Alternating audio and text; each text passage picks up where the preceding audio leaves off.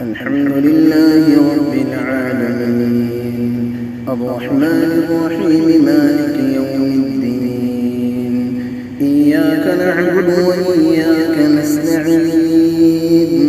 اهدنا الصراط المستقيم صراط الذين أنعمت عليهم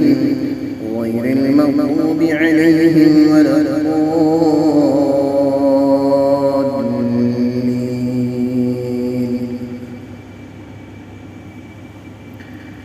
شهر رمضان الذي أنزل فيه القرآن هدى للناس وبينات من الهدى والفرقان فمن شهد منكم الشهر فليصمه ومن كان مريضا أو على سفر فعدة